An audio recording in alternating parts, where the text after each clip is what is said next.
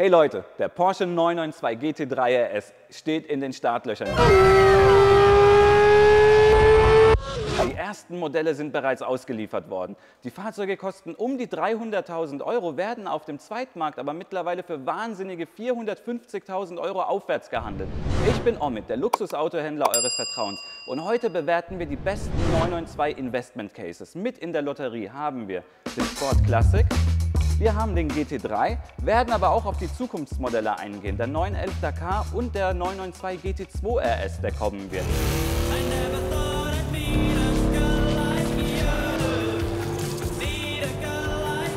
Wir schätzen für euch, was der beste Investment Case für euch sein wird. Stay tuned.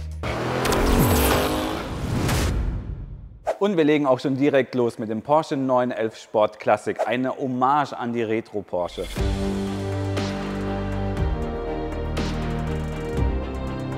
Dieser Wagen hat einen 3,7 Liter 6-Zylinder Twin-Turbo mit 550 PS. Das ist der gleiche Motor wie im Turbo und im Turbo S. Im Turbo S hat das Fahrzeug allerdings 650 PS. Der Grund, warum der hier nur 550 PS hat, hat unter anderem zwei Ursachen. Zum einen, wir haben ein 7-Gang-Schaltgetriebe drin. Und das 7-Gang-Schaltgetriebe hätte das Drehmoment von den 650 PS Motoren nicht vertragen können. Deshalb musste der Motor gedrosselt werden.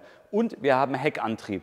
Heckantrieb, Schaltgetriebe, also wurde der Motor gedrosselt um 100 PS von 650 PS auf 550 PS. Aber schaut euch mal das Auto an, das ist wirklich ein ganz besonderes Fahrzeug.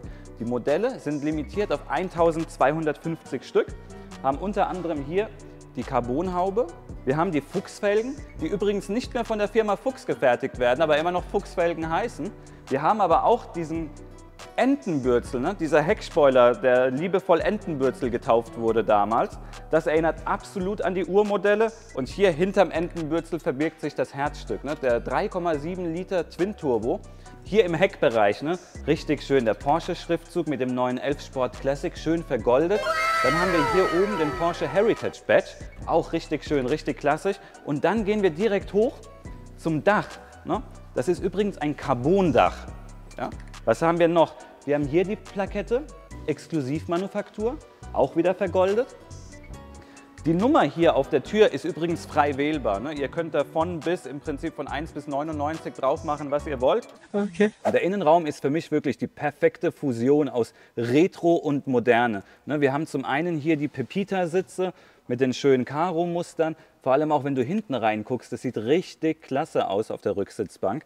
Auch in den Innentüren. Hier schön nochmal die Stoffe, aber dann auch das absolut modernste Hightech-System von Porsche. Wir haben den digitalen Tacho mit dem analogen Drehzahlmesser Sport Classic. Hier auch nochmal der Wählhebel fürs manuelle 7-Gang-Schaltgetriebe. Also ich finde, das Auto ist wirklich gelungen. So, jetzt lasst uns aber mal über die Zahlen reden. Wir wollen ja heute den besten Porsche 992 Investment Case finden. Das Auto kostet fertig konfiguriert um die 300.000 €. Auf dem freien Markt werden die Modelle aber bei 450.000 bis 500.000 € gehandelt. Wie ist meine Einschätzung dazu? Die Kunden, die das Auto für 300.000 € bekommen haben, diese 1250 Kunden weltweit, die haben auf jeden Fall ein ganz gutes Geschäft gemacht. Zahlt man jetzt auf dem freien Markt 350.000 € für so ein Auto, würde ich sagen, ist das absolut fair und absolut okay. Alles, was über 450 ist schon happig. Ich glaube, da wird es erstmal eine Kurve nach unten geben bei der Wertentwicklung. Das Fahrzeug wird sich, denke ich, irgendwo bei 400.000 € einpendeln und dann auch langfristig irgendwo bei 400.000 € halten. Wer unbedingt jetzt als einer der ersten eins haben will und es nicht bei Porsche bekommen hat, der muss halt tiefer in die Tasche greifen und 450.000 plus bezahlen. Und anlassen. Wir fahren jetzt mal raus.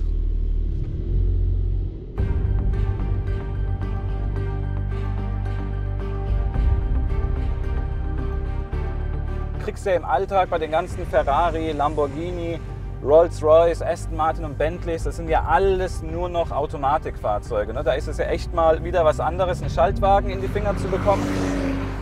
Das ist auch wirklich eine Seltenheit, die du im Sportwagensegment dann eher nur noch bei Porsche findest.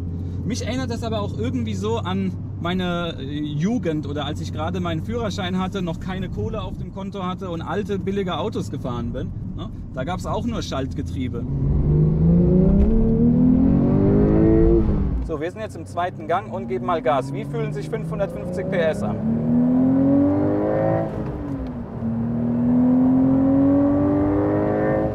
Ja, das macht natürlich schon Laune. Das Auto ist auf der Straße ein Brett, also wir kleben an der Straße, die Lenkung ist präzise, der Motor und die Gänge, die Harmonie zwischen Motor und Getriebe ist sensationell. Das macht halt Porsche aus, ne? Das ist dieses typische Porsche-Gehen, einfach das perfekte Auto bauen. Okay. Diese Perfektion, die findest du tatsächlich noch heute in keinem Ferrari, in keinem Lamborghini. Das ist das, was manche auch ankreiden, die sagen, das Auto ist zu perfekt, zu emotionslos. Kann ein Auto zu perfekt sein? Ich weiß es nicht. Auf jeden Fall macht dieser Wagen alles richtig. Ich wüsste nicht, was ich an diesem geilen Porsche aussetzen könnte. Und weiter geht's. Nach dem Sport Classic nehmen wir uns den GT3 nun vor.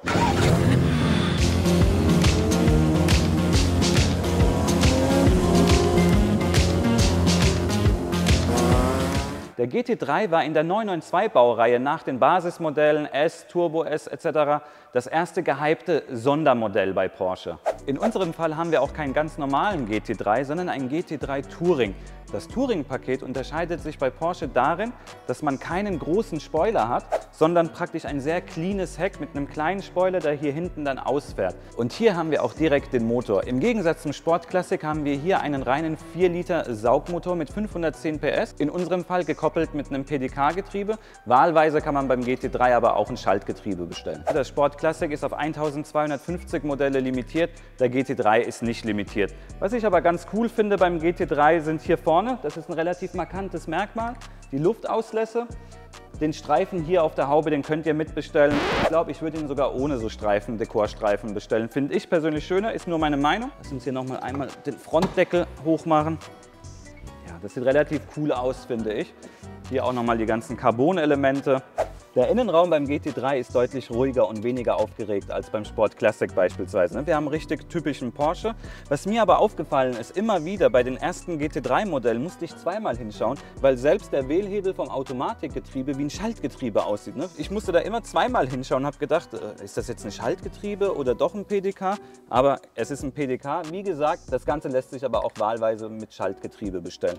Ansonsten die gewohnte Porsche-Optik. Der Drehzahlmesser ist halt beim GT3 immer mega. Das Auto dreht bis auf 10.000 Umdrehungen. Erst ab 9.000 Umdrehungen gehen wir hier in den roten Drehzahlbereich. Das ist halt der Boxermotor, 4 Liter Sauger. Ich glaube, für viele ist das schon Religion. Aber jetzt zu den Zahlen. Wir wollen hier herausfinden, was in der 992-Reihe ein guter Investment Case ist. Also die GT3 fertig konfiguriert mit und ohne Touring-Paket irgendwo zwischen 190, 195 bis 210.000 Euro. Die Modelle liegen im Netz, wenn man jetzt reinguckt, bei irgendwo 220, 230. Und perspektivisch denke ich, dass das Ganze nach unten gehen wird. Bei 130, 150.000 Euro, da sehe ich das Auto auch in circa 5 Jahren. Und vom GT3 geht es nun an meinen Schreibtisch, wo wir die kommenden Porsche-Modelle besprechen wollen. Aber darüber hinaus will ich euch noch so einiges Insiderwissen mitgeben, wie ihr so ein Sondermodell bei Porsche kaufen könnt. Und nach dem Sport Classic und dem Porsche GT3 sind wir jetzt beim eigentlichen Aufhänger unserer Story, dem GT3 RS. Die Fahrzeuge sind im Moment noch ganz rar gesät. Es gibt wirklich kaum welche auf der Straße. Ich habe noch keinen da, ich kriege demnächst einen. Aber im Moment müssen wir uns mit dem Konfigurator begnügen. Das Fahrzeug, das ich konfiguriert habe, kostet 304.000 Euro und ganz dringende Empfehlung, viel teurer sollte der Wagen dann auch beim Konfigurieren nicht werden, gerade wenn ihr so auf die Wertentwicklung gucken wollt. Ein Ausstattungsfeature, das für mich beim GT3 RS nicht fehlen darf, ist das Weissach-Paket. Wenn ihr das Weissach-Paket wählt, habt ihr ein leichteres Fahrzeug, ihr habt die Carbon-Motorhaube, ihr habt das Carbon-Dach, Teile des Heckspoilers sind aus Carbon, ihr habt die GT3-Schriftzüge und ihr habt wahlweise einen Überrollkäfig im Innenraum. Das Weissach-Paket kostet zwar 36.000 Euro, aber es ist absolut wertbildend. Später, gerade auch beim 991, haben wir die Erfahrung gemacht, dass Fahrzeuge, die kein Weissach-Paket haben, einfach unbeliebt sind. Ein Auto mit einem Weissach-Paket werdet ihr immer besser verkaufen können als ohne. Ich würde auf die Keramikbremse verzichten. Das spart uns 10.000 Euro beim Konfigurieren des Fahrzeugs und später im Unterhalt ist es so, dass theoretisch die Keramikbremse ja auf Lebensdauer halten soll. Reell müssen sie trotzdem irgendwann getauscht werden. Wir liegen dann schnell bei 20.000 Euro. Deswegen eher eine Stahlbremse wählen und die Keramikbremse weglassen.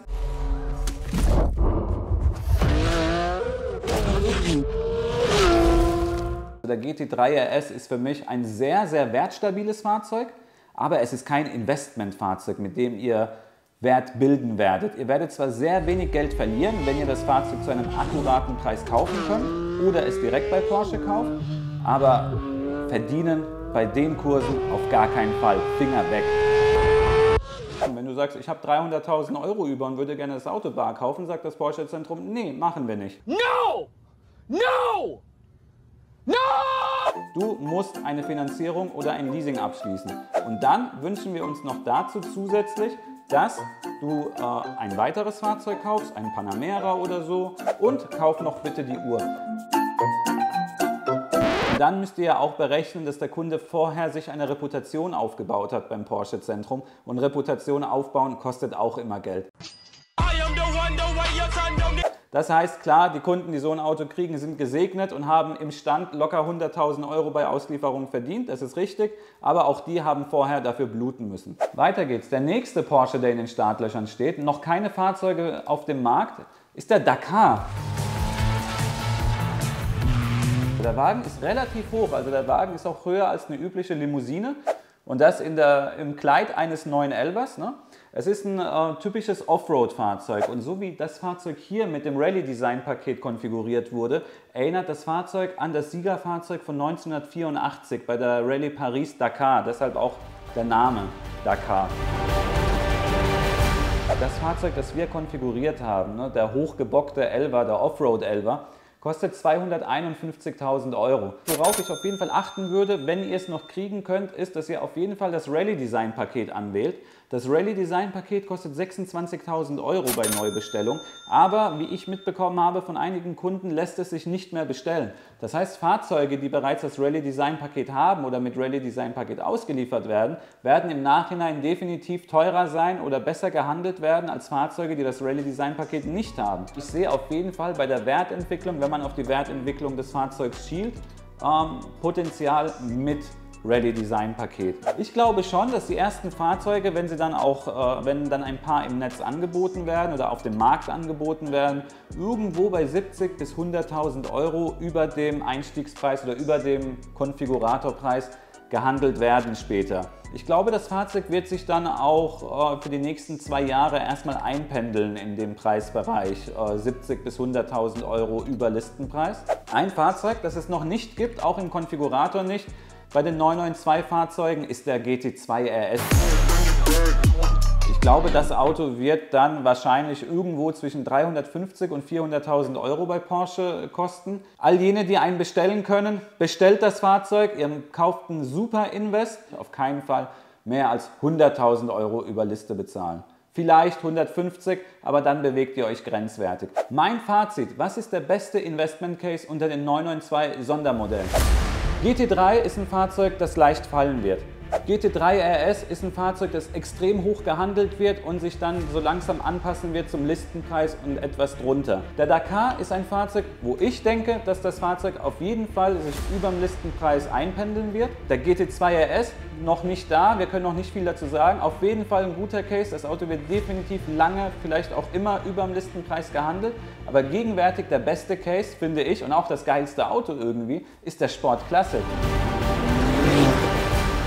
Meine Meinung. Ob das richtig war, wissen wir in 5 Jahren. Bis demnächst.